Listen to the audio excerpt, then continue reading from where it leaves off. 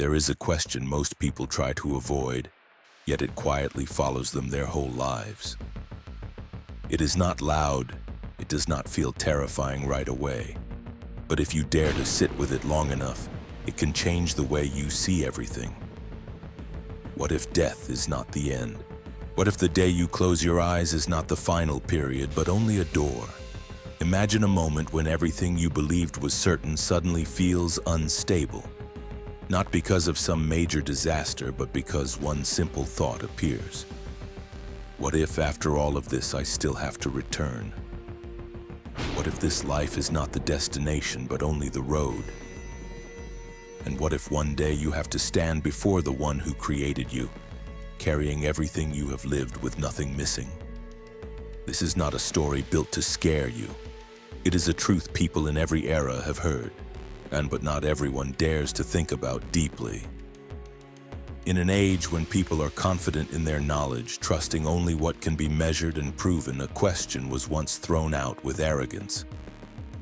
When the body has turned to dust, who can bring it back? That question was not asked to find an answer, it was asked to deny. People would crush dry bones in their hands like a declaration that life was finished. They believed everything ends in the silence of the earth, and then there is nothing. No accountability, no judgment, no meeting waiting ahead.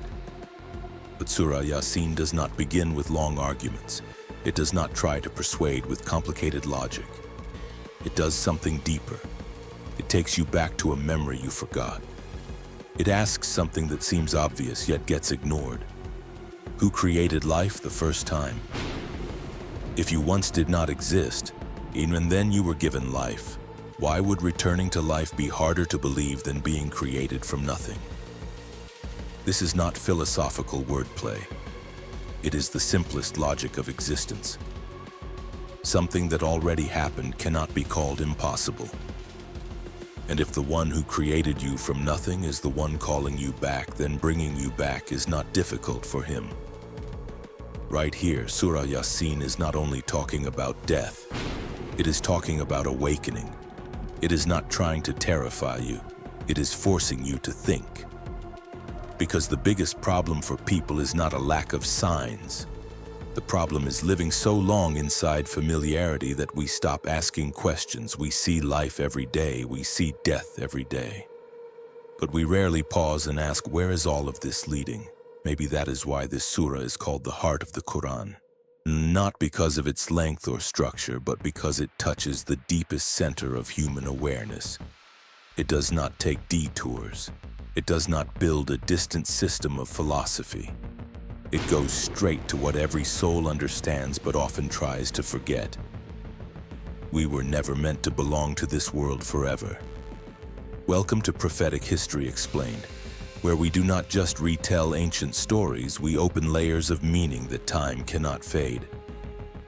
If you are looking for journeys that help you see life more deeply, subscribe and stay with us in the videos ahead, because some truths only open up when you are patient enough to follow the story all the way through.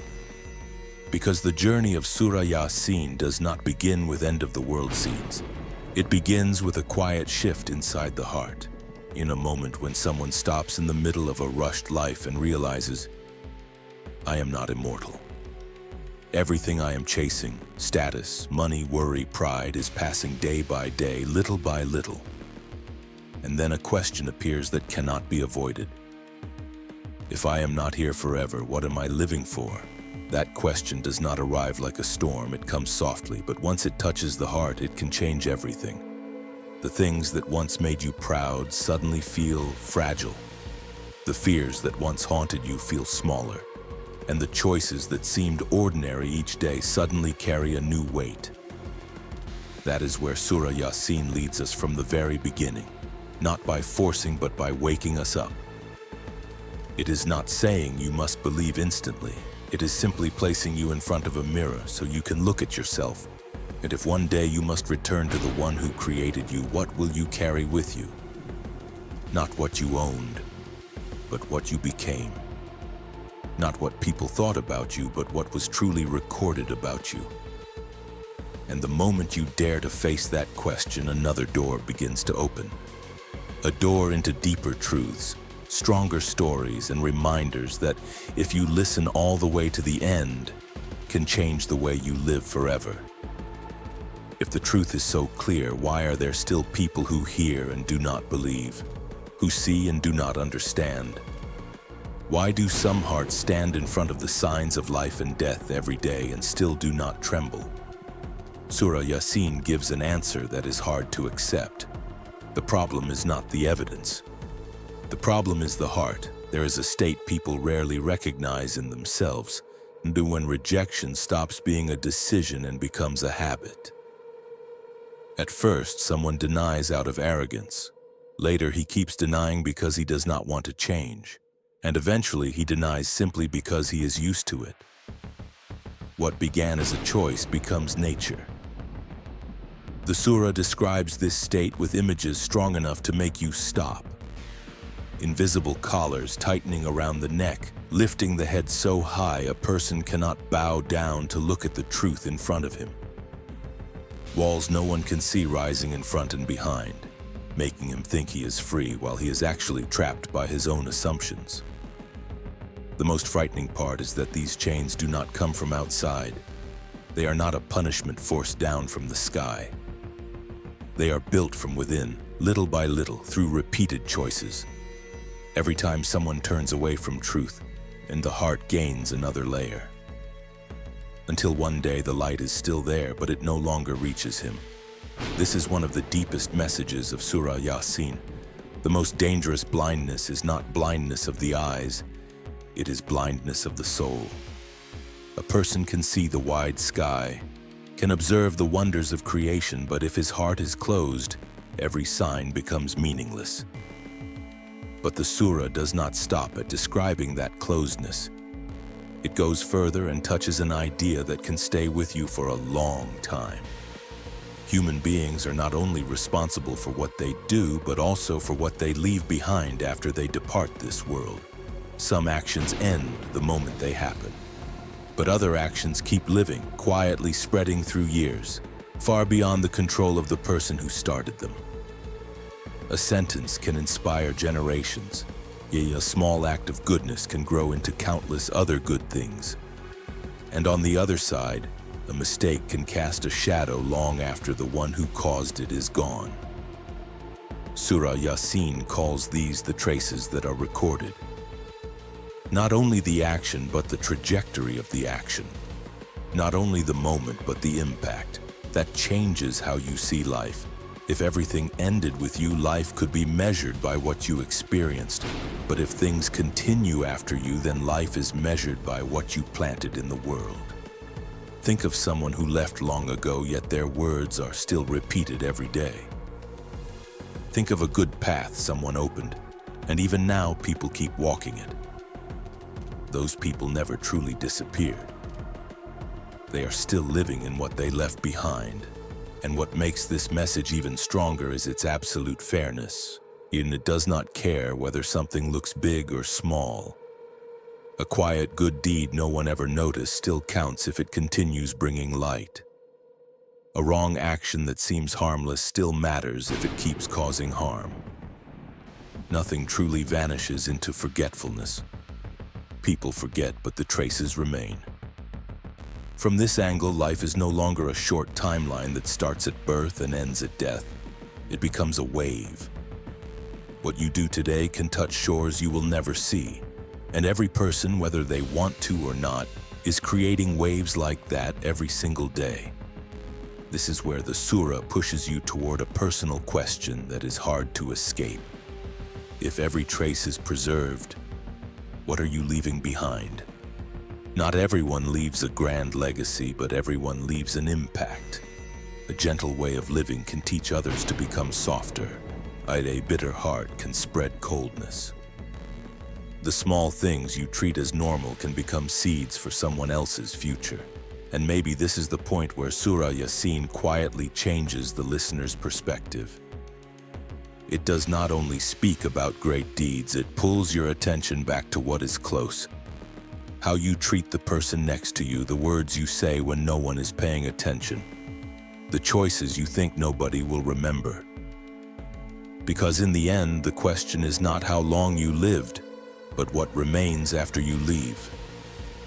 A life can be short yet bright. A life can also be long and dissolve into forgetfulness as if it never existed. When someone begins to see life through that lens, everything starts to shift.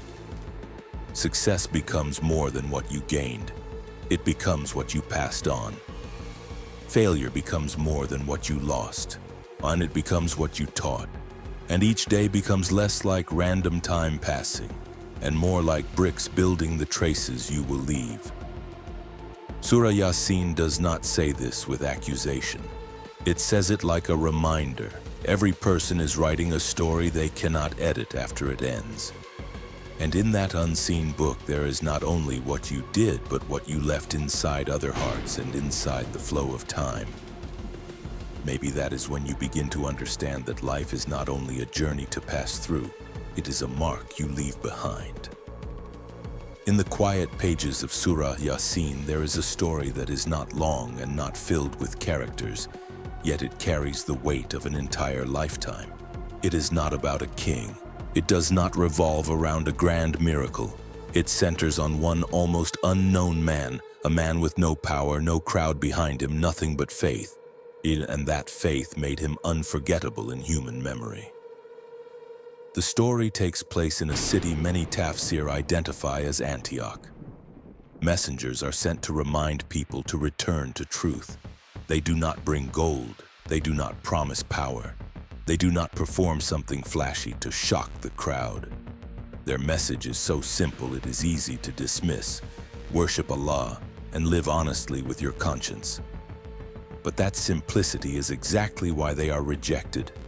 People look at them and say, "You eat, you sleep, you live like us, so why should we believe you?" And that is one of history's repeating tragedies. People search for reasons to deny truth, not because truth is weak, but because it is too close, too familiar, and it demands change.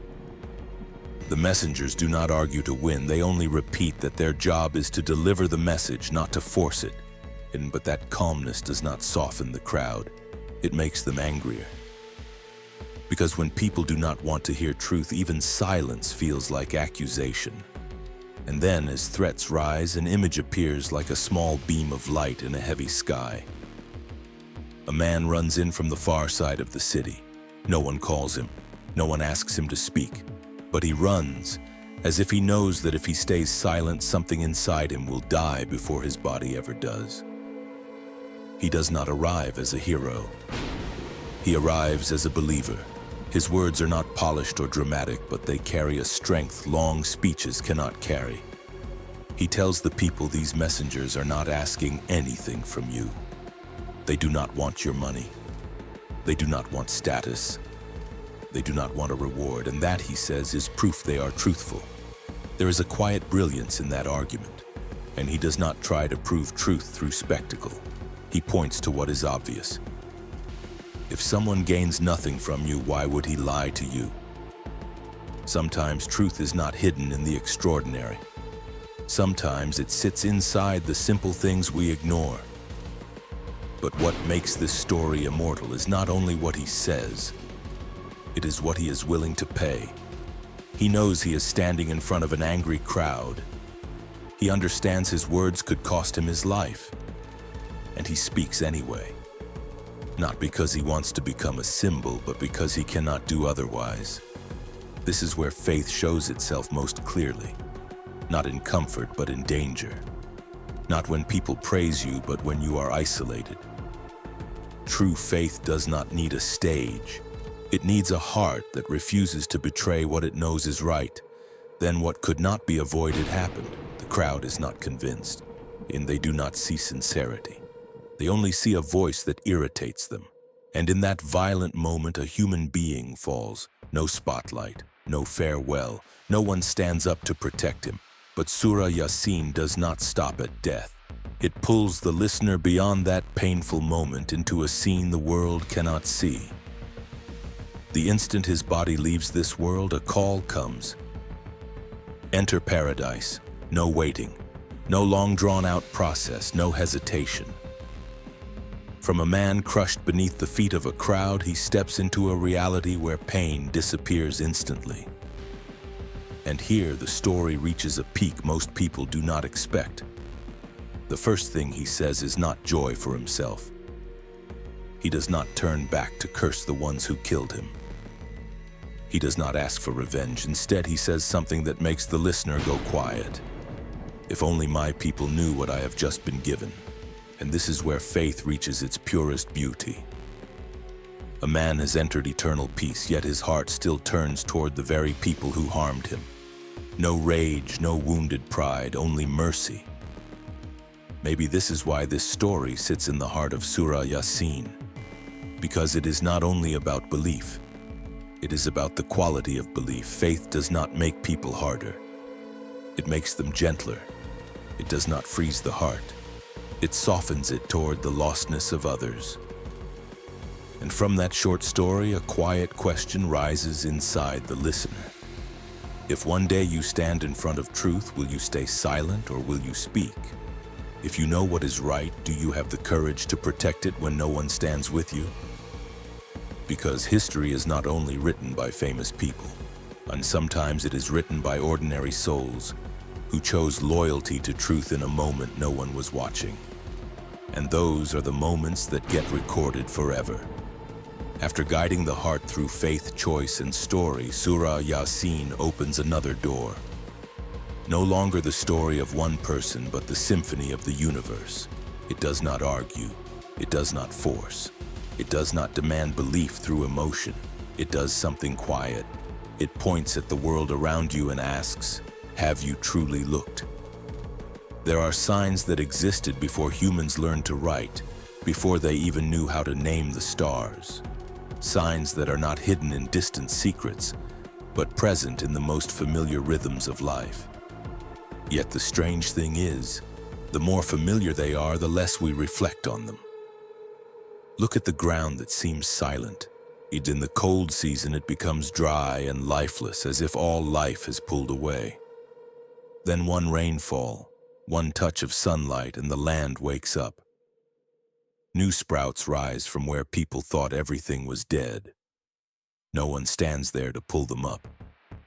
No one orders life to return, and yet it returns again and again across generations. If a piece of earth can come back to life after dying each season, why would a human being believe he is the one exception to that pattern? Then the surah lifts your gaze higher. It reminds you of the balance woven into creation itself. Everything exists in pairs, in rhythm, in harmony. From what the eye can see to what humans only began to understand after centuries of discovery. No random chaos could produce such consistent order. A system where every part moves in its place, as if the entire universe is following a design we have only barely touched. Then it brings you back to something you see every day, yet rarely stop to think about. The shift between night and day. Light arrives and darkness retreats. Light departs and darkness settles. No one can delay morning once it is meant to come. No one can hold the daytime when sunset falls. Humans can control many things, but no one can command the sun to stop or order the night to turn back. There are powers beyond human interference, no matter how far people advance. And the view expands again. The sun, for all its greatness, is not a wandering flame with no direction. It moves on a path. The moon does too, passing through its phases, growing full, then thinning again, like a clock hanging in the sky. No collision, no slipping out of rhythm. Billions of years pass and the motion does not miss a beat. A universe that does not need humans to keep it running, yet humans need it to survive every day. And while people look up at those great signs, the surah suddenly brings them back to themselves. It reminds them that even the tools they use, the journeys they travel, the roads they cross, all rest on laws they did not create. People can build ships, invent machines, fly through the sky, but they did not create buoyancy in water. They did not invent the laws that keep an object lifted in the air. They discovered laws that already exist, they do not write them. This is where a deeper meaning begins to show. People often confuse mastering tools with mastering the universe. As technology grows, they start believing they control the world, but Surah Yasin gently reminds them that they are only walking on roads that were already laid down. The laws they rely on every day are still beyond their power to create. But the sharpest part of this passage may not be about the universe. It is about the human heart. The surah moves from distant stars to choices close at hand. It points out a paradox. People can recognize the precision of the cosmos, yet become blind when facing their own moral responsibility. When told to share with those less fortunate, some people offer an excuse that sounds reasonable. If Allah wanted, He would feed them Himself. It sounds respectful, but hidden inside it is avoidance. It turns faith into an excuse not to act. It uses destiny like a wall to hide indifference. Surah Yasin exposes that false logic without long debate. It simply reminds you that this life is a test. The one with more is tested by giving. The one with less is tested by patience. And when someone refuses his part of the test, he is not weakening the truth. He is only losing his own chance. From dead earth coming back to life, to orbits that never slip, to the rhythm of day and night, to the choices inside the human heart, Surah Yasin weaves a picture where everything is speaking. Not with sound, but with presence. Not with words, but with order. And what makes this passage so powerful is that it does not force belief. It invites you to look long enough and deep enough until you realize the universe was never silent. People simply became too used to living fast to listen. When someone stops long enough to see these signs, he understands he is not living in a random world. And once you realize that, the next question is no longer how the universe was made, but how you will live inside a universe with purpose. Then, after guiding the heart through faith, through the soul and through the cosmos, Surah Yasin brings you to the point every journey leads to, whether people admit it or not. A moment when every argument stops, every debate becomes useless, and everything people treated as small suddenly appears in full truth. It does not arrive with loud warning. There is no long announcement, no obvious sign for those distracted by the world. The surah paints it as something that cuts into normal life without permission. People are still talking, still trading, still arguing, still planning for tomorrow. And then everything stops. One sound, not long, not complicated, but enough to shatter the rhythm of life. A call no one can ignore. In that moment, the world people thought was solid becomes as fragile as a dream you wake up from.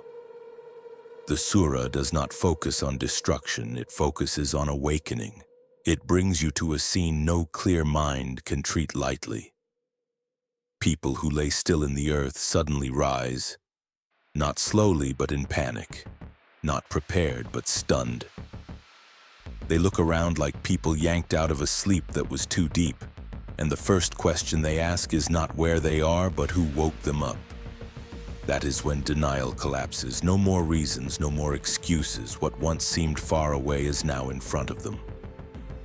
The warnings they dismissed as exaggeration become a reality that cannot be reversed. Then the surah moves you into a scene every soul must face. Separation. No more blurry boundaries like in this world.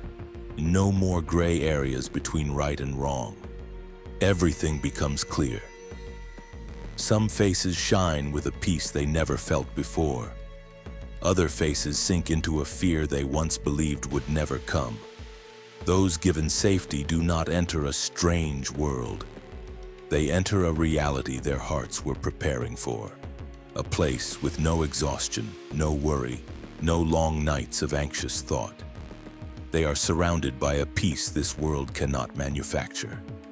But the scene reaches beyond imagination, not because of the surroundings, but because of one unmatched moment. A greeting from the one they believed in without ever seeing. A simple greeting, yet it holds the greatest reward a human being could dream of. Not wealth, not power, recognition. A peace that goes straight into the heart and wipes away every memory of past pain. And when that moment happens, everything else becomes small. Because there is no joy greater than knowing your journey has been accepted. But on the other side, the picture changes. It does not need roaring fire to create fear. It only needs one command. Separate yourselves. A short statement that cuts through every illusion people clung to. No crowd to hide inside, no title to protect them. Every soul stands alone before its own truth. Then one of the most chilling images appears. People who were used to explaining themselves, used to arguing, used to believing words could save them from responsibility, suddenly find their lips silent. Not because they do not want to speak, but because they no longer have permission. The truth does not need their storytelling anymore. Their own bodies begin to speak. Hands that acted in the dark now tell their story. Feet that walked roads they thought were unseen now become witnesses. Nothing can be hidden because the witnesses are not outside them. The witnesses are them. That moment destroys one lifelong illusion. That truth can be buried if no one sees it. Surah Yasin tears that veil away in a way that cannot be misunderstood. Nothing disappears. Nothing is forgotten. Some things are only waiting for the day they will be exposed. And when every scene has been made clear, the surah closes with a reminder that, if you truly understand it, can change the way you live every day.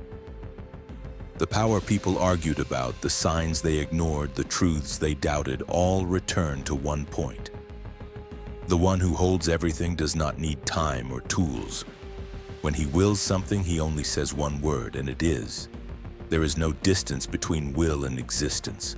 No waiting between command and result.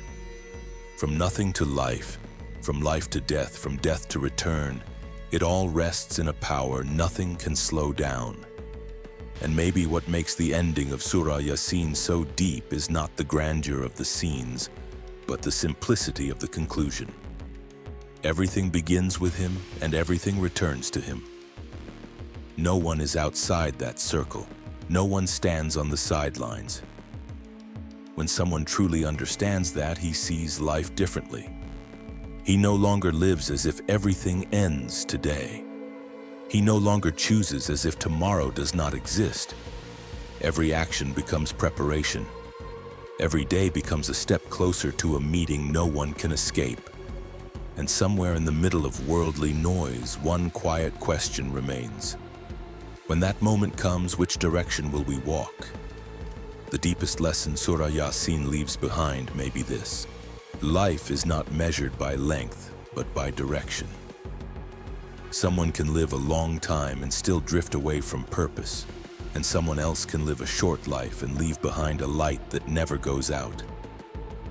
Once you understand that every action leaves a trace and every choice sends an echo, you begin to slow down, go deeper, and live with more awareness. You begin to watch your words, the way you treat people, and the things you do when nobody is watching. Because this surah reminds you that nothing truly disappears. Everything is simply waiting for the day it will be revealed. To apply that in your life right now, you do not have to do something huge overnight. Start with small but honest changes. Live with more awareness day by day. Be kinder in simple moments. Be braver when you know what is right. To ask yourself each night what you left behind today. A trace of peace or a trace of harm? When you begin living with that question, life stops being a meaningless chain of days and becomes a journey with direction. If you want to keep exploring stories and messages that can change how you see life, join the Prophetic History Explained community so we can go deeper into lessons from the Qur'an, the histories of the prophets, and stories that help us understand our own path more clearly. And if this content touched your heart, subscribe to support Prophetic History Explained so we can keep creating more thoughtful and meaningful videos in the days ahead.